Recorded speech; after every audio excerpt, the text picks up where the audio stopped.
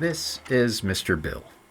If you watched television in the late 1970s, you probably remember him from Saturday Night Live. Now, here's the strange part. In the early 1980s, Mr. Bill somehow ended up in an Atari story involving lawyers. Not because Atari made a Mr. Bill game, not because there was a licensing deal, but because his name appeared somewhere it wasn't supposed to. And once it appeared, it couldn't be unseen.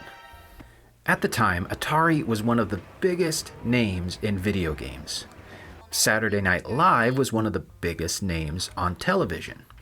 Different industries, different audiences, different worlds. There was no crossover project, no partnership, no official connection at all. So why were lawyers from a television network suddenly paying attention to an Atari arcade game? It started with something small, something informal, an inside joke. Mr. Bill wasn't just a one-off gag. He was a recurring character, recognizable enough that the name alone meant something. And when a name has recognition, it has value. And when something has value, someone is paid to protect it. In 1979, Atari released Asteroids, one of the most successful arcade games ever made. On the surface, it's simple.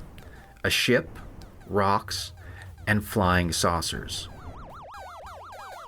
Officially, Atari called them exactly that, large saucer and small saucer. No characters, no lore, no real personality. But inside Atari, they had names. Like a lot of development teams, Atari engineers used informal nicknames. Now these are not marketing, they're not canon, it's just shorthand. And those flying saucers we just mentioned, they had internal names. The large saucer was called Sluggo. The small saucer was called, you guessed it, Mr. Bill. Now, if you're thinking, okay, but that's not official, you're right. And that's why this gets interesting. So now we have an internal nickname inside Atari that was never meant to leave the room. But those nicknames didn't stay internal. They appeared in print multiple times. In publications like Esquire and Panorama, that detail matters because this isn't a story reconstructed decades later from memory. It was documented publicly at the time. Once Mr. Bill appeared in print connected to Asteroids, it stopped being an inside joke. It became a public association. And that's when the audience changed. But from Atari's perspective, nothing had changed. The game was the same. The cabinet was the same.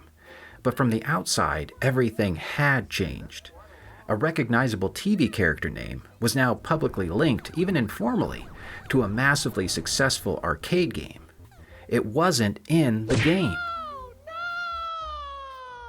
But it was now part of the conversation around the game. And legally, that distinction matters. According to later Atari histories and internal accounts, NBC lawyers contacted Atari. This wasn't a courtroom showdown, it wasn't a headline-grabbing lawsuit. It was more like a firm reminder, a shot fired, a legal warning, often described as a cease and desist, because the concern wasn't copying the character. It was creating an unauthorized association. So, Atari complied. Now, we don't know if they continued to use those names internally among the developers, but we know that publicly they stopped. The names no longer appeared in any further print, and the situation ended quietly. Now, this account may seem like an inside joke that was innocently printed and then had to be corrected, but it's actually much more than that. Today, companies aggressively protect names, characters, and references, but early game development wasn't treated like Hollywood. Developers didn't expect internal language to escape into the mainstream. Then video games became mainstream entertainment, and moments like this made something clear. Video games were now playing with the big boys of television, film, and music. A name meant for convenience ended up in print. That print reached the wrong audience, and a line was drawn.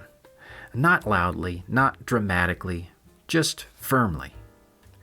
And sometimes the quiet moments, the ones that barely make the history books, are exactly when an industry realizes it's no longer about just playing games. So what's another moment where games accidentally brushed up against the real world that you remember? Let me know in the comments below. And if you made it this far, thanks for watching. And happy gaming, my friends.